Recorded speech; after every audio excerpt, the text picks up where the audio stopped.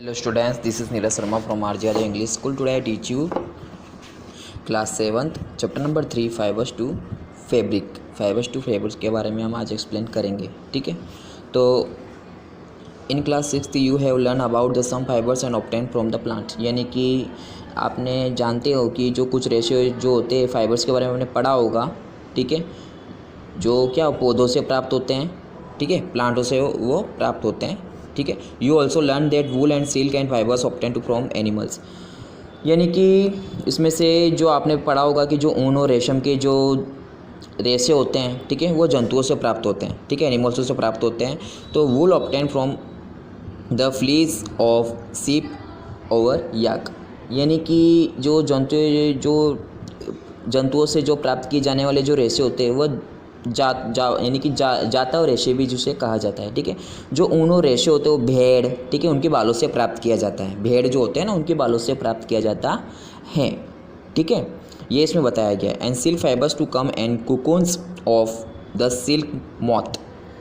यानी कि जो ऊन के रेशे होते हैं फाइबर्स भेड़ या आँखों से प्राप्त किए जाते हैं. तो रेशम के जो फाइबर्स जो होते हैं कीट, ठीक है, उसे कोकून से प्राप्त होते हैं. किससे प्राप्त होते हैं? वह कोकून से प्राप्त होते हैं जिसे मोथ भी कहा जाता है. ठीक है, आगे हम देखेंगे animals fibres wool and silk के बारे में हम समझेंगे कि क्या कहा गया है. तो वूल के बारे में, तो वूल comes from the ship, goat, ठीक है, yak and some other animals.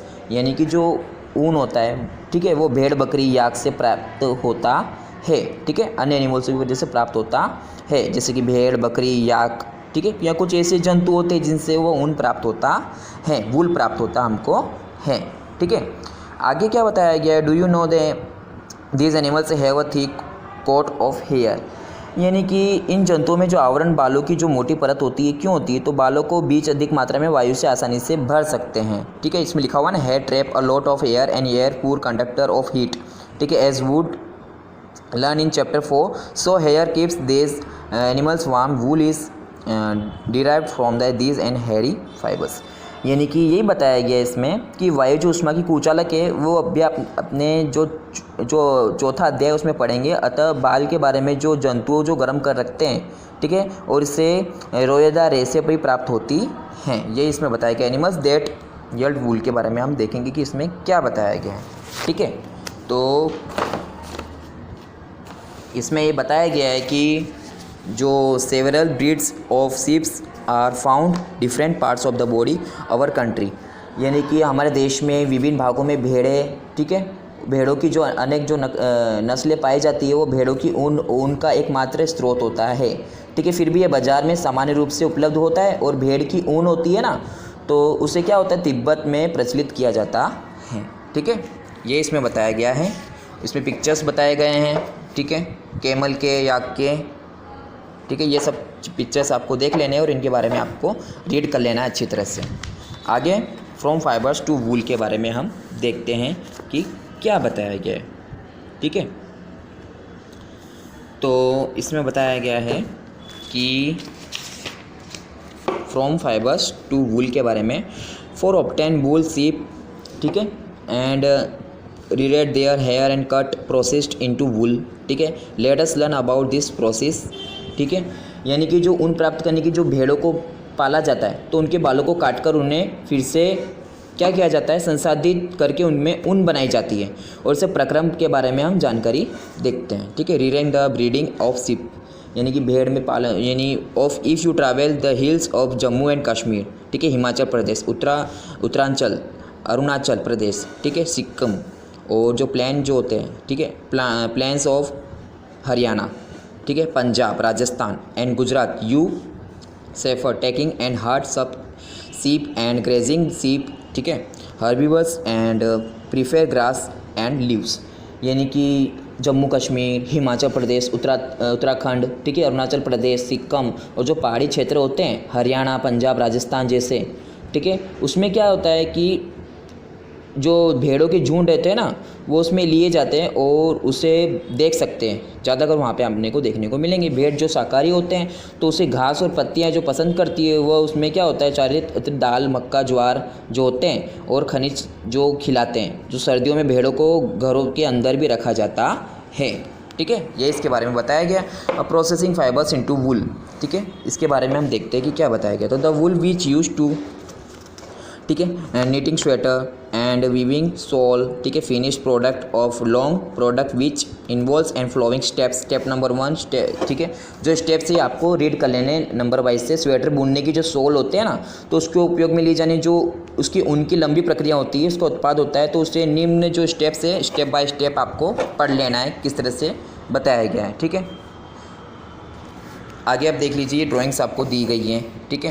Step number 1, 2, 3 और 4 और 5 के बारे में आपको अच्छी तरह से पढ़ लेना है। स्टेप नंबर 1 में क्या बताया गया है कि भेड़ों के जो बाल होते हैं, इसकी त्वचा पतली परत होती है और शरीर में उतार लिया जाता है, ठीक है, उससे उनकी कटाई कहलाती है।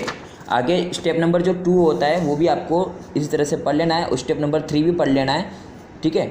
और स्टेप नंबर 4, स्टेप नंबर 5 और स्टेप नंबर 6 के बारे में आपको पढ़ लेना है। आगे आपको दिया गया है सिल्क के बारे में। तो सिल्क के बारे में क्या बताया गया है, तो silk fibres are also animals and fibres silk worm, ठीक है, span silk fibres and the rearing and silk worms obtain silk are called सेरिकल्चर्स।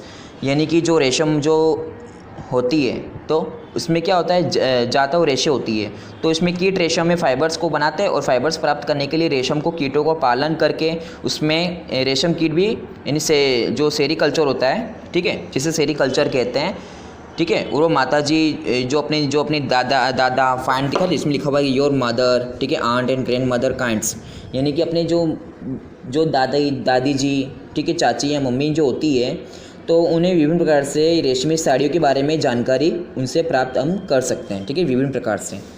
फिर life history of silk and moth के बारे में हम देखेंगे। तो जैसे रेशम की कीट जो होती है, ठीक है, उसके जीव चक्र के बारे में हम देखेंगे कि क्या बताएगा। तो इसमें मादा रेशम की जो अंडे देती है, तो उसमें लार्वा निकलते हैं, ठीक है, जिसे कैटरपिलर कहते हैं, काटरपिलर, ठीक है ना, कैटरपिलर भी कहते हैं या झिल्ली, ठीक है, सिल्कवॉर्म भी कहते हैं।